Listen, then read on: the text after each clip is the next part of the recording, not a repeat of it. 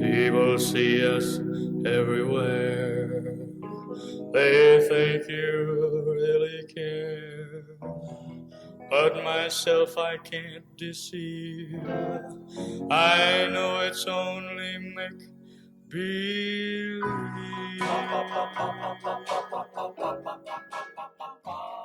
Welcome, friends, to another episode of Will You Accept This Prose, the podcast where we dig around through the full pig trough that is ABC's The Bachelor, and we find a couple Oreos at the bottom. And they're still gross, and they're still very bad because they were at the bottom of a pig trough. But you know what? We're going to go ahead and eat them anyway so that we can analyze them for you guys. I am your author, Max Churchwell. I'm your analyzer, Kinsey Brenton.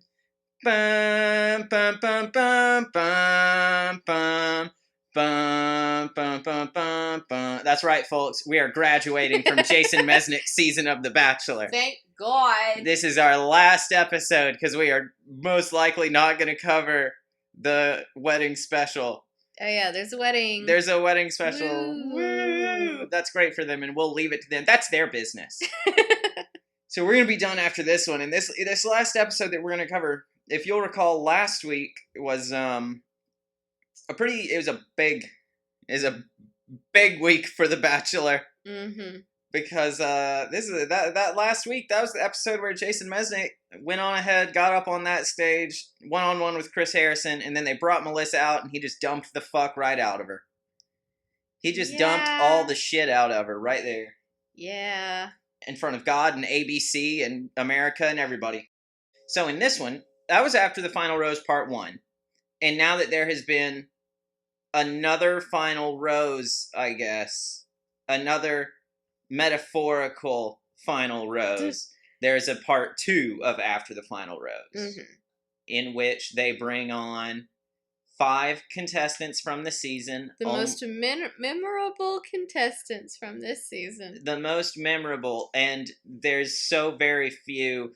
You know what? Why don't you go run through that list for me? I know you've got a list, Kenzie. So the people that are there, it's Naomi, Carrie, Nikki, Erica, and Stephanie. Now, Stephanie, of course, we all remember because she lives in our hearts. Mm-hmm. Naomi was the one, Kenzie had to remind me, Naomi was the one whose mom had the dead dove. Erica, of course, had the whole big thing early on where she was like, no, I was not talking shit about you 4 feet away from you in the kitchen. You heard me talking shit. That wasn't talking shit. That was Erica. Nikki, I mean, you told me, Kenzie, that she had sort of an altercation with Natalie, the woman who went on the spoil date and got the $1 million necklace taken off of her neck right before she had to go home, which was fun. But it was fine because she was allergic to jewelry. Yeah, she's allergic to jewelry and wears just a shit ton of bracelets from, like, Dollar Tree and Gachapon machines. And then we have Carrie. Who the fuck is Carrie? I don't know who Carrie is. She lasted quite a long time, but she just didn't get any screen time. Maybe what makes her memorable is just that she was so fucking bland that they didn't want to show her. Oh. She gave them no usable material. And they're like, everybody's gonna know. You saw Carrie twice. Night 1 and the night she went home. Yeah, she seemed very nice, but she just didn't have any drama or anything. I feel like most memorable was not the correct word to use, because if they were doing memorable, we would have gotten Megan. We would have gotten Shannon. Tooth Lady. And we would have gotten Lauren. Give me a rose, lady. Oh, yeah! If he gives anybody but me a rose, I'm going to be pissed. Yes. I feel like we would have gotten them, but I think the point was these were the least drama-free ones. Other than Erica, I guess. But wait, the least drama-free? I meant the most drama-free. Okay. Because that's not what this episode was about. This episode was not about the drama. And that's why they brought on Natalie, I think, to the hot seat for the Women Tell All, was because Women Tell All is about the drama. That episode in every season is all about the drama. Oh, yeah. This episode is supposed to be about the Bachelor and the person that they are currently with. Right. So I think the choice for these 5 women was very calculated, because the only one who would have stirred up drama would be Erica, but even then, I don't think she didn't set out to stir up drama on the show. Yeah. She was in the middle of a lot of drama, but I think we had Well, talked. in fairness, she sort of found her way into drama. Yeah, and Took a couple missteps. yeah, we had talked before about she was just there being her. She just was herself, and that just a lot of drama came her way. Yeah. But I think they were careful to choose these 5 women because they are the most supportive of the other women. Do you think also, I mean, you mentioned, like, Erica's the only one who really got into drama, and it's worth noting, she, to my memory at least, didn't have drama with Molly or Melissa. Nope. Okay. So I think that's what it's about, is not, like, who is drama-free, but who could they trust to be impartial. I think that might have been a big element of it, a big factor in their decision-making process. Right. But, yeah, we have one rando and then a handful of people here. Yeah. And Stephanie. She gets her own category. Of course. So the episode starts out with Chris Harrison, now in front of a studio audience. Yes. There's a bunch of people here now. So, if you recall, last episode was potentially so traumatic, so emotionally difficult.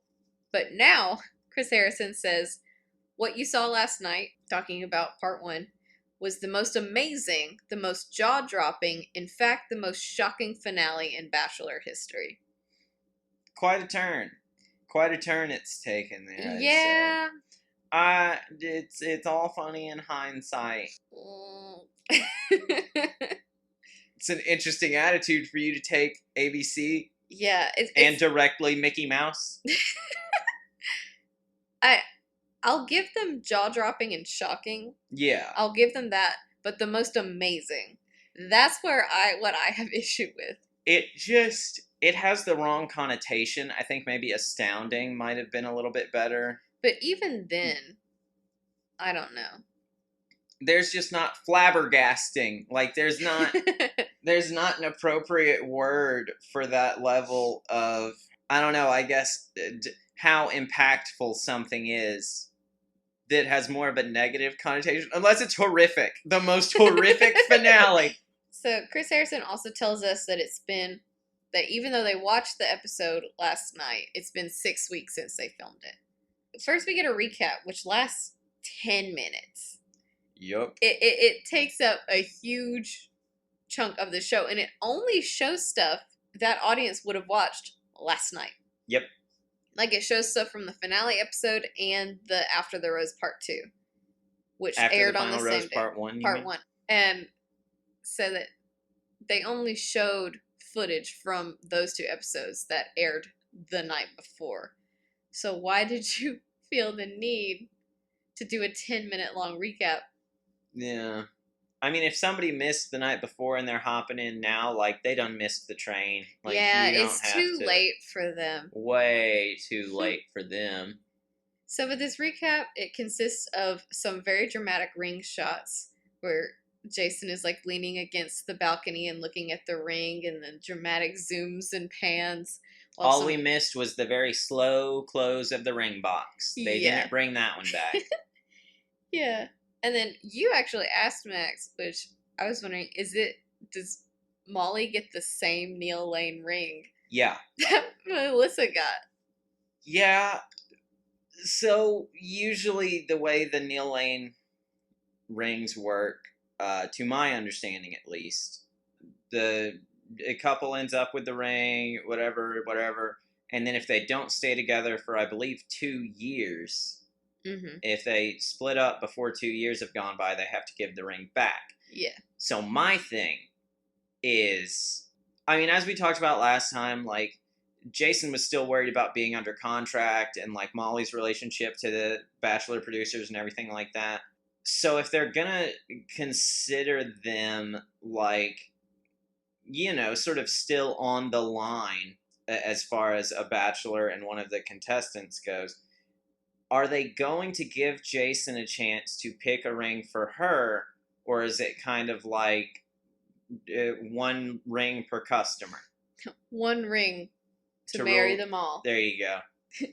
And yeah, we actually, I remember talking about in the finale when he's picking that ring, he says them, not her, when he Yes. says like it would be a good fit for them. So maybe this was a like catch-all ring, and it'll be fine going from Melissa to Molly, but It's just that idea yeah, it's terrifically uncomfortable. of, oh, this was your last girlfriend's ring. Last fiance's ring. Fiance's ring. Yeah, as a very distant outside observer, I am secondhand uncomfortable. Mm-hmm. I can't imagine. I feel like Jason is the kind of person who would get a different ring, who would understand. Oh yeah, no, for sure. But I'm just saying, like, do they get another Neil Lane ring just on the house, or is it like go find one at fucking Macy's, Jason? So something else they show us is the exit, Molly's whole exit sequence from the non-proposal. Mm-hmm. When Jason did the whole, I'm still upset with the way he worded the, I don't know how I could let you go. Big, long pause, but I have to. Yeah. It's like, you knew what you were doing, Jason. And actually, just for the record, to make it worse, it's I don't know how I could ever let you go, which gives it this semblance of like a permanence, a longevity, and then immediately after he's like, bye! Sorry about your luck, idiot! Yeah. And then immediately does a big cry after she's gone. Mm-hmm. But we aren't shown the big cry in this recap. We see the beginning of his breakdown, and he's like on his way to the balcony. We never see him get there, despite the fact that we've been shown just a clip of him leaning over the balcony like 50 times throughout this season. Yes. Yeah, they do not show us that big cry, and I wonder why. It's kind of surprising. It doesn't really make a lot of sense. Because, I mean, if they're gonna have a fucking 10-minute recap of last night's bullshit, like, why would you leave out the most dramatic part that you've been teasing, again, the entire fucking season? Yeah. So then we do get to see the proposal to Melissa, and then we get shots of the breakup during the part 1, and then we got, you chose Melissa but didn't want to fight for Melissa. They made a wise choice in including that. And then we get to see a little bit of him asking Molly, just a little bit in this recap, because we do get to see more of that later on in the episode, and we'll talk about that. Yeah. But yeah, that's the recap, and then they bring out the contestants. Chris Harrison asks them what they thought of Jason's decision, and they each had something to say. So Nikki said, you know, it was heartbreaking to watch because they are all friends with both Molly and Melissa. Yeah. And so it was hard first to see Molly go through that and then to see Melissa go through that. Yeah, double whammy. Mm-hmm. Stephanie said that it was that she thinks, relating it to her situation, it's better to have loved and lost than to never have loved at all. She says that she thought he made the right decision by ending it than if he felt like it wasn't right. Yeah. And she's, I very well could be wrong. She is, if not the only person who is like supportive of his decision, she's the most supportive of it, to just genuinely be like, listen, he did what he had to do. Yeah, that's the thing. Like, she was the most supportive, but Erica was the only one who was like, you know.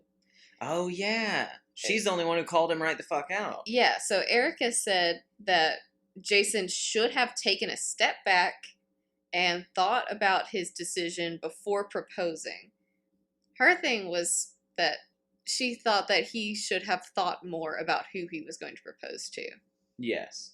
And there are other, Kinsey clarifies, because there are some other, like, think about your decision stuff that other people say. Right. That's maybe a little bit different. Mm-hmm. But on this one, it frustrates me. This really frustrates me because, like, I mean, obviously Erica has not been the Bachelorette, but you should not have to be the Bachelor or Bachelorette to understand that you have such a limited amount of time to make such an important decision. Right. And Carrie, I actually liked what she said. He realized that he made the wrong choice. Hmm. But I thought, because we had mentioned before, or you had talked about how you're feeling in The Bachelor, like your feelings change from day to day based on who you're with. Mm-hmm. And that's the thing. I mean, like, for Jason, I don't know. I guess it's just like going back to the real world after having been on this show must be so sobering. Right. As far as your relationship goes. And so and I mean, like, as you talked about last week, Jason wasn't super down to propose at all. Mm-hmm. But the producers were like, nah, you got to give us a proposal. And so I can understand. Well, I say I can understand. I maybe don't, because, like, certainly his reaction to sending Molly home, like, he had a big old connection with Molly. And other than Melissa getting the, perfect wife edit, Mm-hmm. I don't know how to really compare the two because of that edit, actually. But for whatever reason it was at the time, he went with Melissa to propose to when he didn't really want to propose. And so to have been forced into that situation where you were already so unsure about it, and then to go back to the real world where it's not this, like, oh, let's go on these crazy wild dates to wherever and blah, blah, blah. And especially, like, they can't see each other as frequently either. Right. Like, they can't be caught together in public. Absolutely not. And so it is such a different experience. I definitely think it would reveal a lot more about the quality and strength of his relationship with Melissa than their time together on the show did. Right. Yeah. And I think Erica's response to this is what frustrated me the most about her whole thing that she said on here. She said, well, Jason is a 32-year-old man. That's no excuse for what he did. She said that there was no excuses for his decision and that he just should have considered more before proposing. Yeah, Eric is honestly being a bit of a piece of shit at this point. Because that's like, you don't know the position he was in whatsoever. And nobody here does. And we talked about that a lot. Like, everybody has some pretty harsh reactions to what Jason did, and it's because all of them think it was, more or less shits and giggles, twiddling his thumbs, whatever. Yeah. But, like, I don't know. Erica is just pushing so hard for this, like, well, he should have taken more time. Dog, he had, like, a couple days after he narrowed it down to the final two women. Mm-hmm. And then probably after his final 2 dates with them, had, like, I would guess less than 24 hours to make his decision. Molly said, I think when she was exiting after not getting the final rose, I think she said something about how we had that, just amazing day together. And then literally a few hours later, he was telling me he was in love with someone else. Fuck, yeah. Damn. I forgot about that line. Yeah, so I mean, Erica, you just watched this fucking episode. You don't have an excuse to be like, he should have taken more time. Yeah. He should have told them he had a tummy ache and made them wait until the next day. Yeah, no, that's not a fucking option, you dullard. Right. And I can't remember if I mentioned it last episode. I don't think I did, but Jason did say that he didn't want to propose, but the Bachelor the season before him, Brad, he didn't propose to either of his women. And so there was a lot of backlash from that. And so when he told the producers he didn't want to propose, they were like, no, you gotta. We tried the whole not proposing thing. Yeah. That's, like I was talking about it earlier. It is helpful. I'm glad you've reminded me. the context that made the producers, other than the fact that they're terrible, made the producers be like, no, we need a proposal.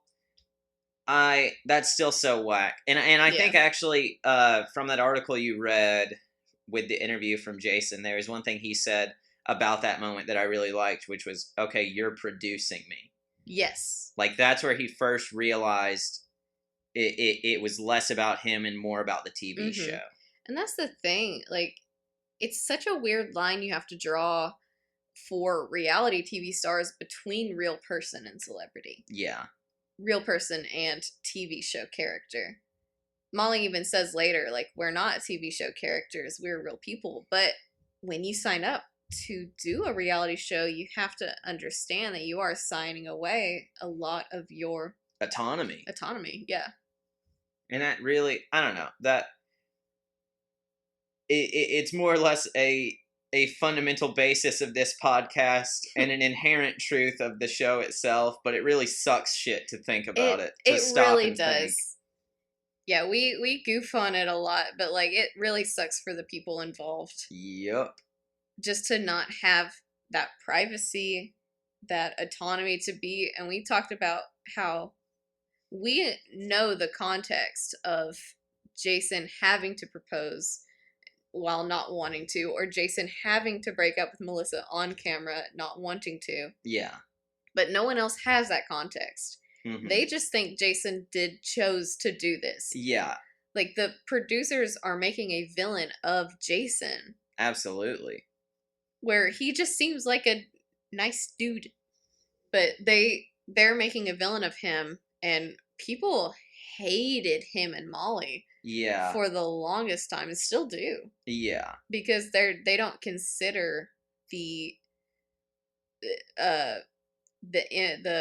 influence that producers have and that editors have. Yeah, all the factors in play. Yeah.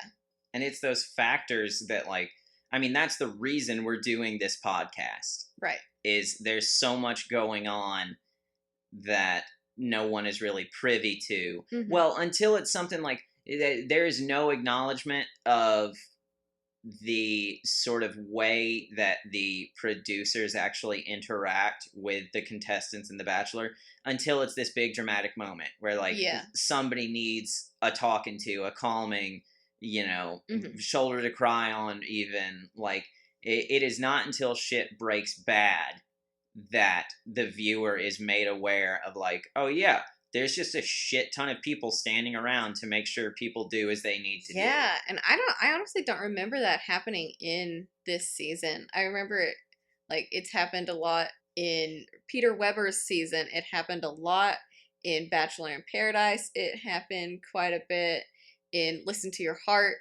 It happened quite a bit where you will actually see the producers going and comforting the contestants.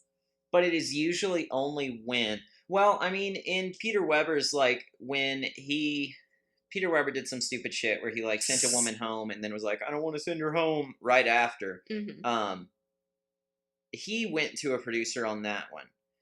But otherwise, we see producers when it's, like, someone, usually, especially in Listen to Your Heart, like, when someone is trying to not be on camera. When someone is like, I need a minute away from this, that's when a producer will go over to them. And that is how they justify continuing to record that person, even though they are sobbing and begging to not be recorded or whatever. The producer goes over there to say, hey, you feeling all right, champ?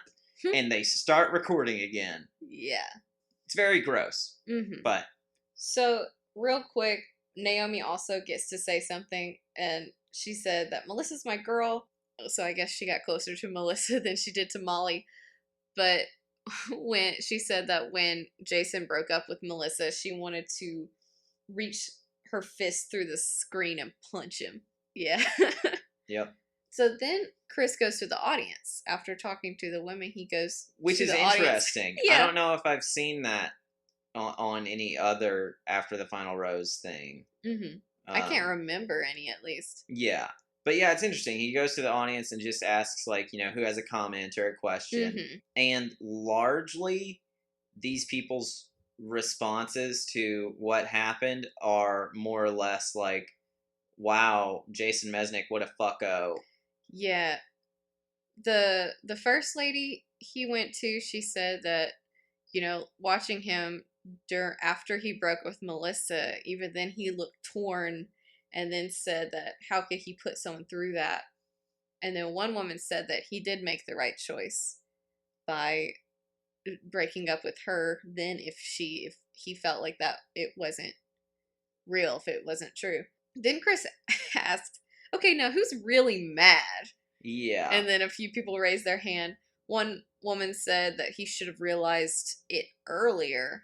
So, but after this woman says that, Naomi actually pops up and sympathizes with Jason, saying, well, we don't know what situation we can't understand the situation he's in as the Bachelor, which I found interesting because, she was the one, she did feel bad for Melissa, but yet she can also understand where Jason was coming from. Or not understand, but she can understand that it's impossible for any of them to fully comprehend what his situation was. Unless they were the Bachelor or the Bachelorette themselves. Mm-hmm. And she's like the only fucking person who acknowledges something like that. I mean, at one point, somebody says something about, we can't know his reasons for this decision and whatever, but this is the only person who fully acknowledges, basically in blatant disregard to fucking everything Erica has said, is saying, we can't know his situation. It's unfair to, make all these assumptions about, because, I mean, like Kinsey was saying earlier, Jason Mesnick is so vilified. He's made to look so wretched. Yeah, one of those articles I was reading, Molly was talking about how weeks, months after all this came out, there were, magazines and tabloids with their picture and just betrayal written on it, and they went through a lot. Yeah. So someone else says that it was hard to watch. Then Chris is like, oh, are there any men? Let's hear a man's opinion before we leave. And I will say, of course, only one man speaks, but it seems like actually the section that Chris was in, I couldn't see any men. Mm-hmm. And actually, the dude that Chris picked, they had to change camera angles to be able to see him scooching all the way down the row he was on to get to the aisle and talk to Chris. Mm-hmm. Yeah, and then of course he too is going to dunk on Jason. So well, yeah, he says he's talking about how he proposed to Melissa right after having that huge reaction to letting Molly go. And he says, I would never propose to someone after having that reaction to someone else. And he says, I know he says I think it's unacceptable is what he says. Maybe. But he's very, and I mean, there's a huge round of applause to this. Yeah. And I get it, but again, I really wish the people there could have had the context of he didn't really want to propose, but he was pushed to. And especially, he didn't want to break up with Melissa on camera. He was pushed to. Mm-hmm. This was the only... And I mean, the way we were talking about it from that article you found, you were saying he was proposing these other ideas to move away from something like that, and the producers would not have it. Mm-hmm. So it is not his fault that Melissa got dumped on national television. The only way it's his fault is because he did the dumping. He didn't want to do it like that. I think everything about that situation, both the way he had to end his relationship with Melissa and the way he had to rekindle his relationship with Molly, none of that was how he would have wanted to do anything. Right. Absolutely none of that was, not even, I wouldn't even say the word ideal. I would say none of that was even okay for him. Yeah. And then Stephanie gets to talk, and she said that, she thought it was better for Jason to do this now than to wait years or months later and then realize that things aren't, working out. And she said, especially, I can't remember where in the episode she mentioned this, but she says, as a mom, she understands, there's a child involved. Yeah. You have to do what is best for you and the child. Mm-hmm. And to give Ty even more time to get more and more connected to Melissa, that would be terrible. Yeah. And I mean, I will say, actually, I don't know if Jason ever really brings up Ty in like why he made his decision. He didn't. I don't remember it at all. I don't think he did, but I mean, I would imagine whether he said it or not. One thing he did say a lot, both in After the Final Rose Part 1 and here in Part 2, is he's talking about, like, I don't want to live with regrets. Yeah. I think a part of his regret would not only be this element of, like, kind of stringing Melissa along. I think it would be putting Ty in this position where he has to be hurt by this relationship ending as well. Mm-hmm. That, I mean, I do. It sucks. In the first time watching it, I don't think we were as, like, sympathetic to Jason Mesnick. No. It has really helped to have a little bit more of the context, and especially to watch with a more, like, discerning eye, I suppose, like, to really be thinking less about what these people are doing and more about, like, what is happening to these people. Yeah, what is being done to these people. Yeah. That it's a very different experience, I would say. Mm-hmm. And so this time, 100%, I can say, like, you know, Jason didn't get to truly act as he wanted to in that situation, but good on him for being willing to do the shitty stuff to do what he felt was right. Yeah. Which was end things with Melissa and try to get back with Molly. Like, mm-hmm. The way he did it sucked, but I can respect him for being committed enough to say, no, this is the right thing to do. I'm going to do it. Yeah. So then Jason comes out. And, you know, he comes in and he is not wearing a tie. Again, good choice. I think he just learned. He was like, man, you know, I watched the episode last night and I looked good. In that After the Final Rose Part 1. Maybe ties are my problem. Yeah, Jason, they fucking are. They fucking are. You could wear whatever whack-ass shirt you want, and if you don't put a tie over it, maybe you can pull it off a little.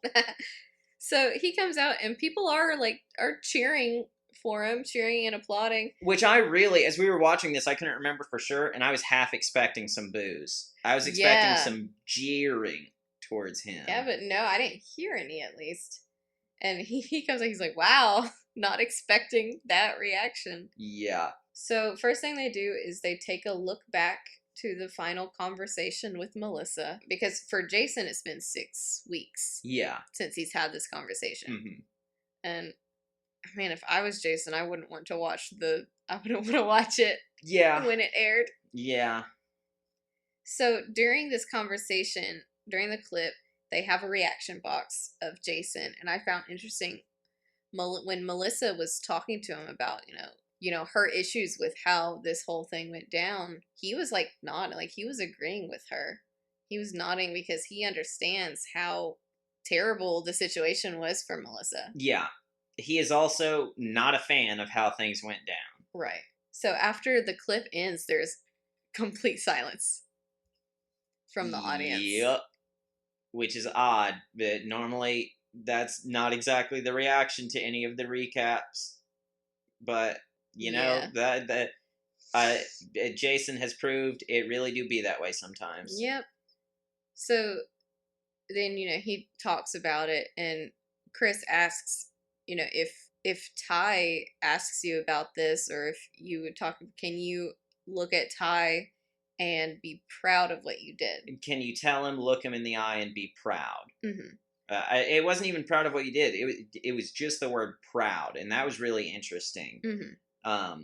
Because that also, I feel like, goes... It's kind of the same as when they say, like, one of the women will lose their chance at love forever, or whatever, you know.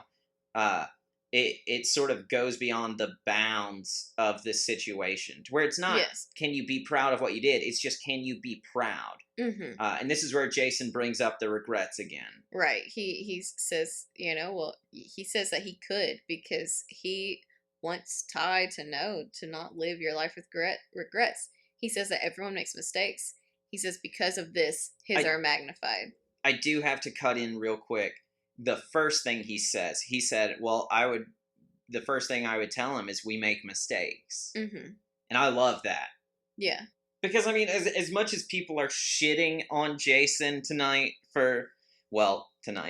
in this, after the final notice part 2, as much as he's getting shat on, he doesn't ever get defensive. He is literally just like, I mean, listen, man, here's what happened on my side, and that's all I can say. Yeah, and he knows that, like we said, he acknowledges that it was a mistake that he made. Yeah. It wasn't, he's not, well, I didn't, well, don't you want me to be happy? They made me do it. Yeah. Like, he was never that way, and even in those, I mean, of course, I couldn't hear the tone of voice he was using from the articles, but just from the quotes, he's never, like, accusatory, I guess, or aggressive towards the producers and what happened. Other than that, I mean, like I said, other than him specifically saying, like, that's when I realized, oh, you're producing me. Yeah. He doesn't say that with any sort of a malice to it. Right. He's not saying that, it's not a barbed comment he's making. It's just a realization. It is just a statement of fact. And it's statement of fact, exactly. It is, again, him just saying, like, this is what happened on my side. Mm-hmm. What I realize is when he said that, his are magnified, if you just look at this, all this is a breakup. Yep. It's people go through breakups all the time. Someone just broke up somewhere in the world. Oh no, 2 people more already broke up. Oh, no. 5 relationships just ended. Oh God, I can't count them all. Take a moment for everyone getting broken up with. Yeah, well, if we getting broken up with right now. If we did a moment of silence for every relationship that ended, we would have to take one of those vow of silence things that some, like, monks and shit take. Yeah. And so it's such a big deal because other people are watching. It's just like, you look at what Naomi said earlier in the episode. She said, Melissa's my girl. I wanted to reach through the screen and punch Jason.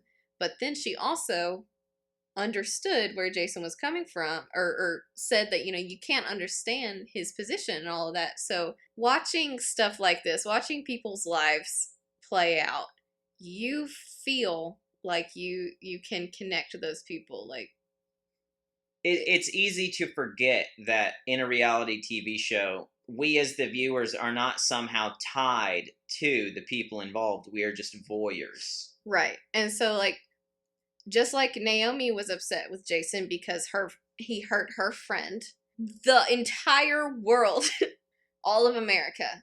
There you go. All of America watching, they also were upset with Jason in the same way that you would be upset with someone who just broke up with your friend.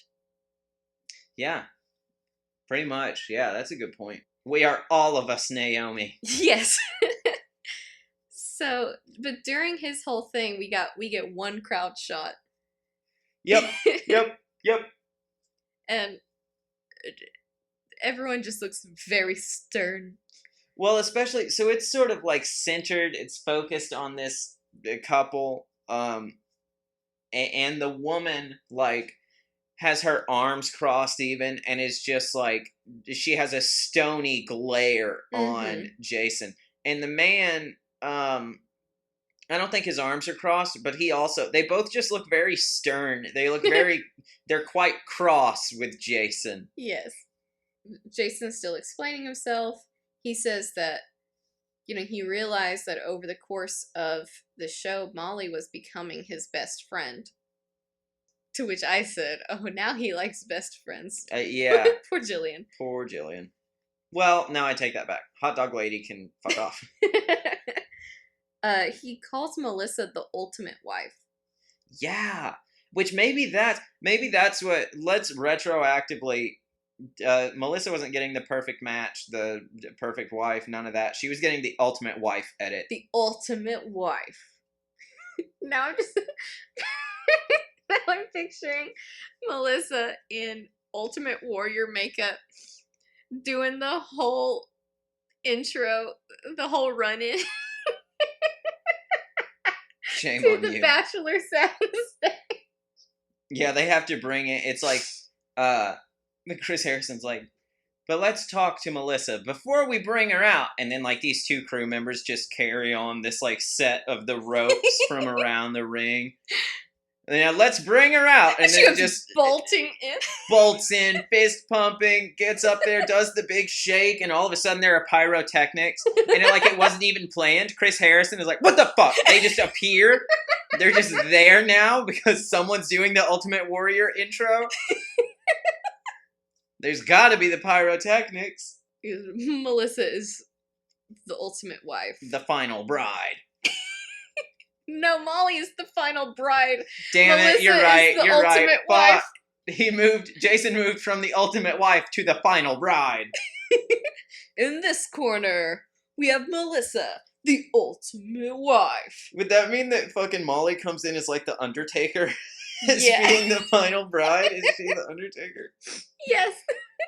But she comes in like a bridal gown that she has to like rip off into a... Real quick, black trench coat over it. Go ahead. And then it's real quick, one of those weird black hats where it's got like the rounded top on it. Go ahead. Undertaker wears one of those if you didn't know. Go ahead. Real quick, her eyes roll back into her head. That's what Undertaker does. Undertaker does that. Happy retirement, Undertaker. He announced it the other day. I'm going to miss you in a major way, even though I can't remember your real name right now, because you didn't live as your real name. You lived as Undertaker this long, and people got so mad when you broke character. Live your best life. Think your first name is Mark. But yeah, her like in the ring is still kind of like a bridal thing, but like way It's just shorter. the veil.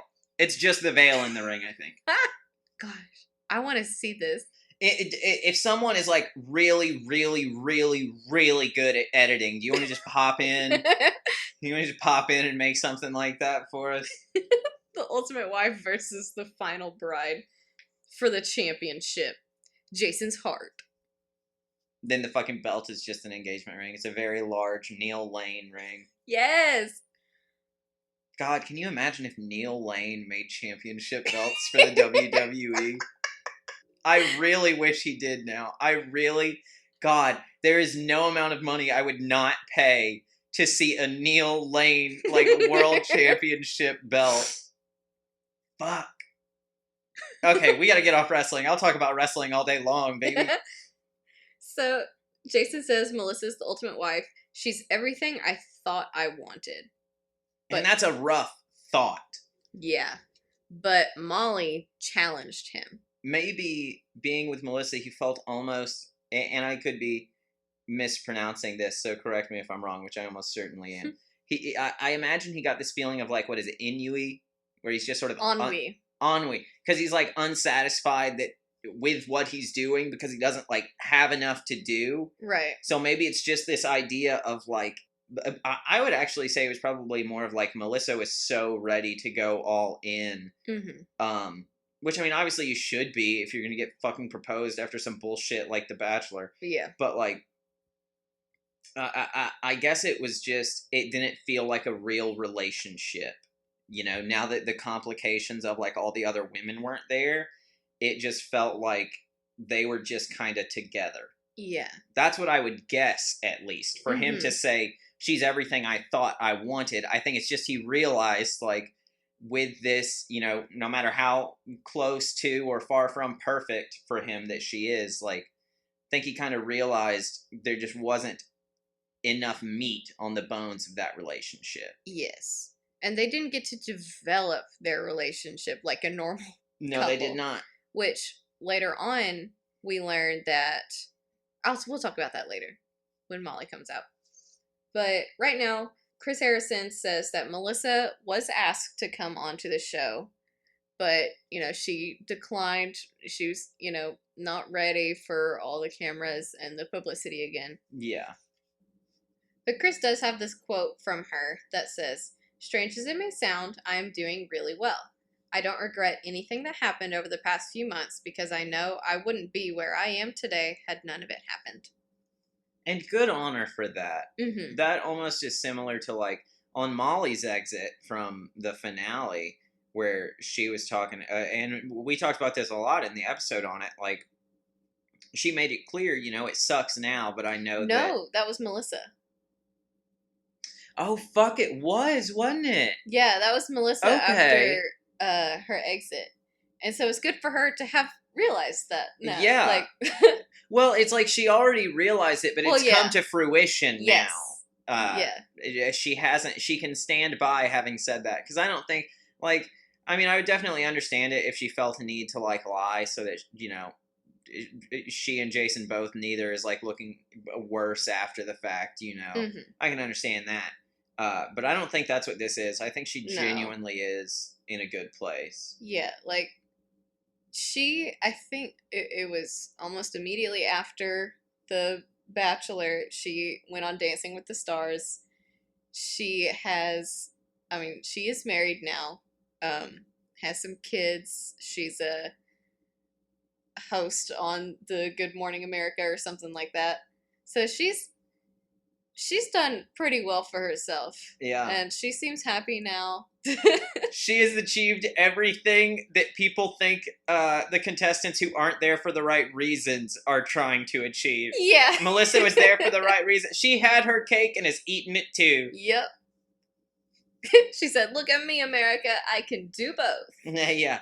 She had her right intentions cake, and she is eating the TV benefits of it now. Yeah. Which, I mean, it makes sense for her to be on Dancing with the Stars, because she was a dancer. Like, that was her whole thing. She was Dallas Cowboy cheerleader. Yeah. She did dance in the past. So, good for her for doing something that she loves to do. Yeah. On TV. Man, I'm so jealous of those people. Okay.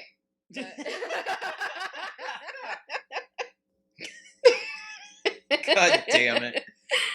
Okay, let's keep going. So Molly comes out, and they show the clip from part 1 of After the Final Rose, where Jason is saying, you know, that he has ended things with Melissa, and he wants to try something with her, and there's a reaction box up there, or she's just laughing so hard at her confused reaction. Well, and so you can hear the audience laughing a little bit too. Yeah. And it really is funny how confused she gets. Mm-hmm. And I mean, this more lighthearted moment is very much appreciated after the like full on come on and slam and welcome to the Jason Jam. Absolutely. It's very nice to have this moment where people can be, well, they have a person who they can be more empathetic with, I suppose. Right.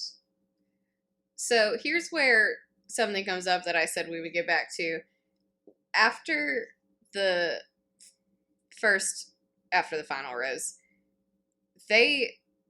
Jason and Molly didn't immediately start a relationship. Because Chris asks, you know, okay, so what did you guys do that night after you left? And Molly was like, well, we didn't. I mean, people look at us like we immediately jumped into something, but we didn't. She's like, we had a lot of things to talk about. She said she, quote, grilled him because he did choose Melissa. He didn't fight for Melissa, but he chose Melissa. And then, so to go back to Molly, at one point she was the second choice. And that's something that they had to work through. And you can't just jump into a relationship like that. Yeah. Yeah. And I mean, good on that. Like, that's why I really wish there could be a thing where, I don't know, I wish that the Bachelor or Bachelorette and their contestants, whoever, like, you know, even with just the final 2, I don't know, like, I wish they could spend some time with someone in the real fucking world before they make this very important decision of who to propose to. Yeah, and maybe it'd be different if it wasn't a proposal. If it was just take the final rose and let's keep working on this relationship. Yes. Yeah, that would be fantastic. Mm-hmm. If it were that and they come back for the, like, after the final rose thing later, and, like, then they're like, so what are you thinking on an engagement, you know? Because I can understand that, like, that is the end goal, and they obviously are going to want to achieve that goal. The producers are going to want to achieve that goal every season. But, like, if it was at all possible, they would have far more successful relationships if they were willing to, like, give those people even a little bit of time off, even that 6 weeks of time off. I think that would have been just... Yeah. It would be so much better for the people involved and for their overall reputation, I think. Right. And I think that's why Jason and Molly, I mean, they're still married today. Their shit has worked. Yeah, because they didn't jump into an engagement. Yeah. They were able to take some time to really figure shit out. And if anything, I'd say it might actually have been better for their relationship that he chose Melissa at first, because it forced them to have those really long conversations, those very serious conversations about, like, not just, you know, what made the decision between Molly and Melissa final or whatever, but, like, I think they got to explore sort of that process a little bit more, like their experiences and everything like that within that process, because, like, the producers aren't going to let you sit there on a date and talk about how whack the show is. Yeah. But they had every opportunity to talk about how whack the show is, and I think that only made them grow closer together. Yeah, but there's just such pressure on contestants to get into a proposal and jump into a marriage.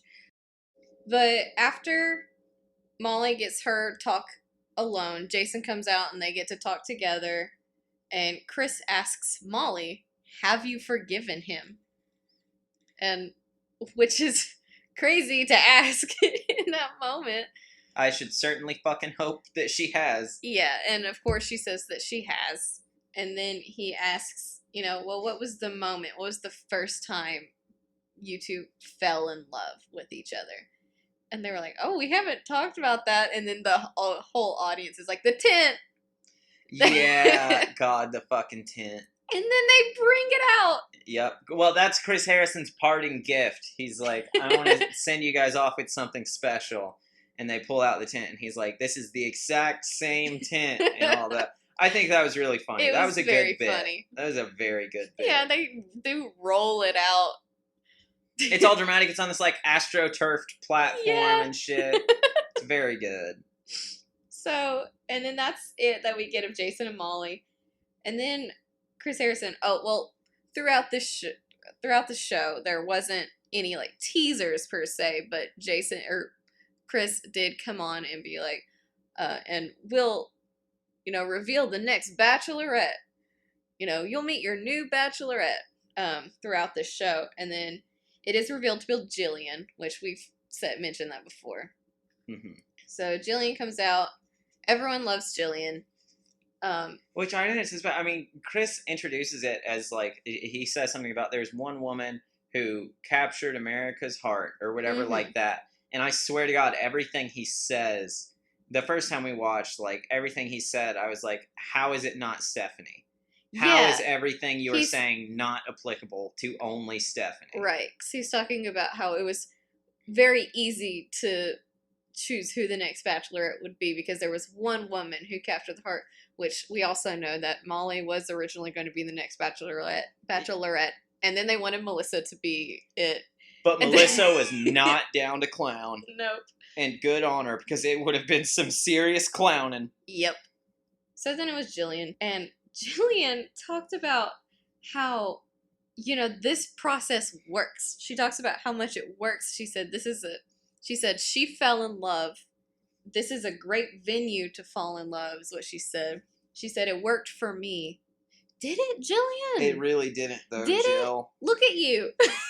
Look at the fact that you are even in the running to be... The fact that you were ever in consideration to be the Bachelorette proves that it did not work for you. Yeah. Because there's a difference in falling in love on this show and having an actual real-world relationship.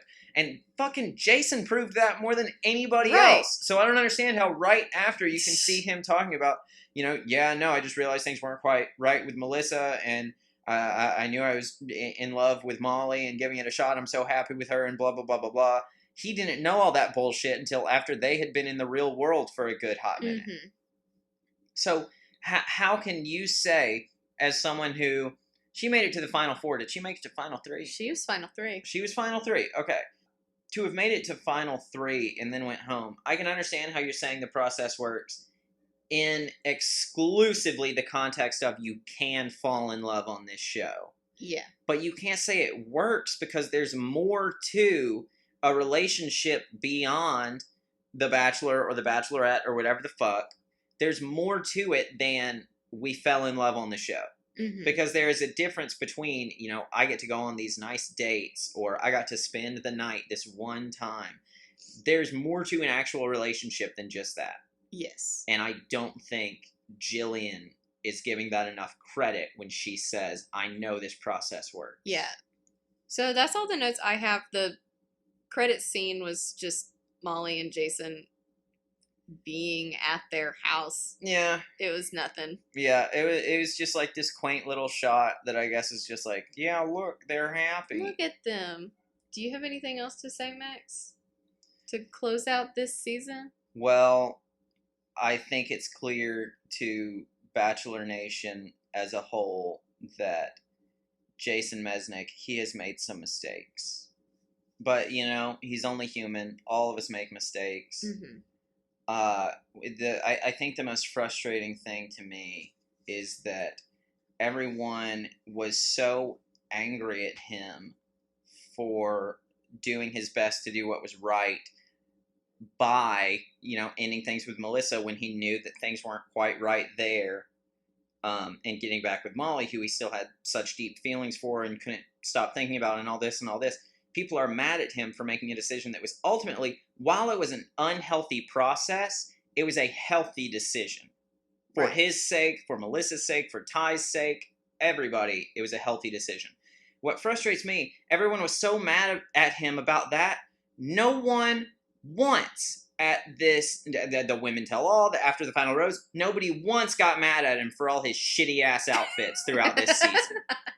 Not once did someone express anger and frustration with him for that. And if I was there in the crowd that night when Chris was like, does anybody have a comment or the question? My hand would have gone up first, and it'd be like, I just want to know why you guys let Jason Mesnick dress his fucking self. I have one question. So, the very first episode, one of the contestants, Dominique, I believe her name was, wondered if Jason was a dud or a stud. And Max, I now ask you, Jason Mesnick, dud or stud? Oh, God, I feel the weight of the world on my shoulders. Man,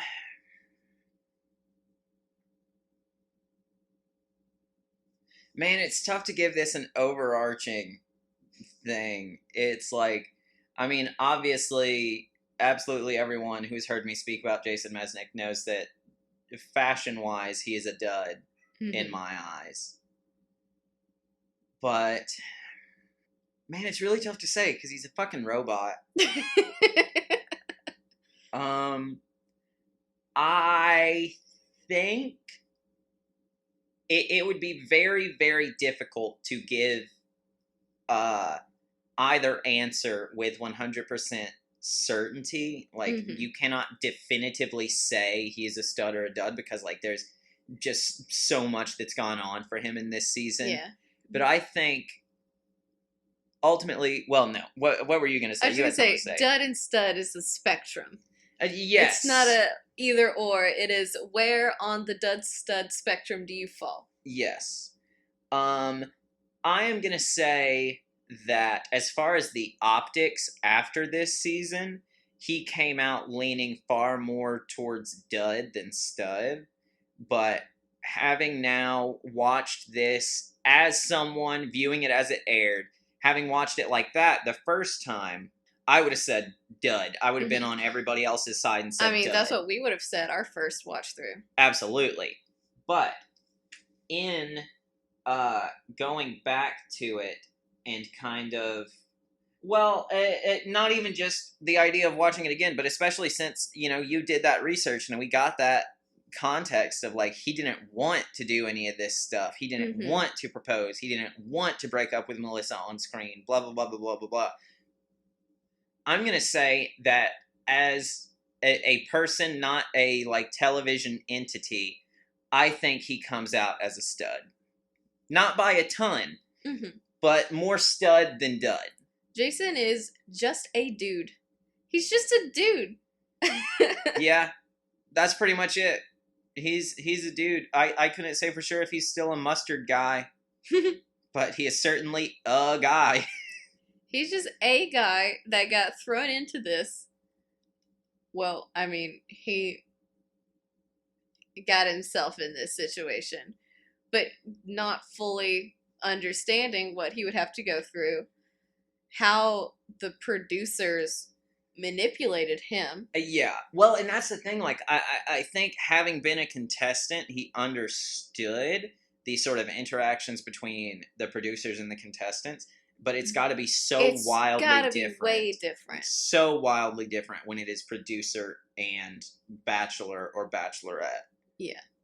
So yeah, I definitely think he went into this not fully understanding what he was getting into.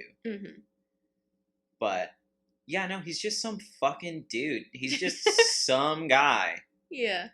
And that's why it sucks that fucking ABC was like, no, look at this piece of shit. Right. Betrayal. Yeah, the betrayal. God. Okay. Well, I mean, shit.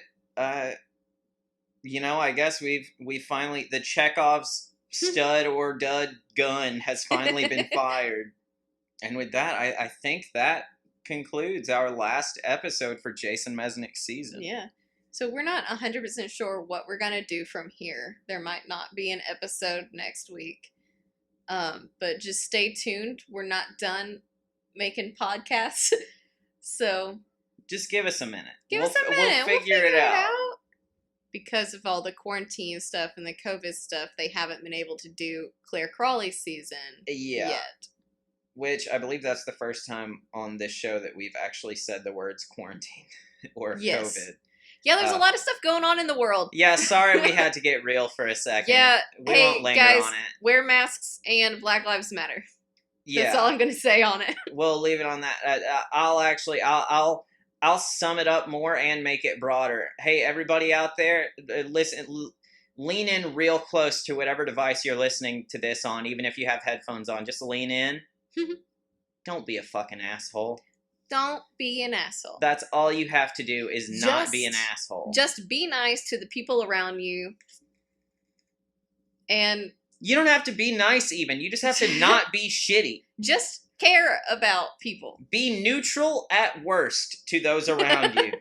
Neutral at worst. But even neutral should imply some level of consideration towards other people. Yeah. And that's all it takes. That's all we're asking of you. And in the meantime, we'll do our best to produce some content for anybody listening that does not cover serious topics like this so much. But yeah, everybody just like, can we all just try to be good? Can't we just be good in these trying times? Can I offer you some being good in these trying times? Yeah. But okay. Yeah, that brings us to the close of the first season to be covered on Will You Accept This Prose? And I guess ultimately that means the first season of Will You Accept This Prose? We're probably going to have some new characters for season 2. There might be some retcons, some sort of resets. You know, we may come back and I could love Jason Mesnick's fashion choices. Who knows? Who knows who will be playing the roles of Max Churchwell, your author, and Kinsey Brenton, your analyzer? No one can say for sure. But what we can say for sure right now is that, as has been said plenty of times, this has been the season finale of Will You Accept This Prose? I am your author, Max Churchwell. And I am your analyzer, Kinsey Brenton. And join us next time for the most dramatic season premiere in Will You Accept This Prose history. One and only prayer is that someday you'll care. My hopes, my dreams come true. My one and only you. No one will ever know how much I love you so. My prayers, my hopes, and my schemes. You are my every dream, but it's only make believe.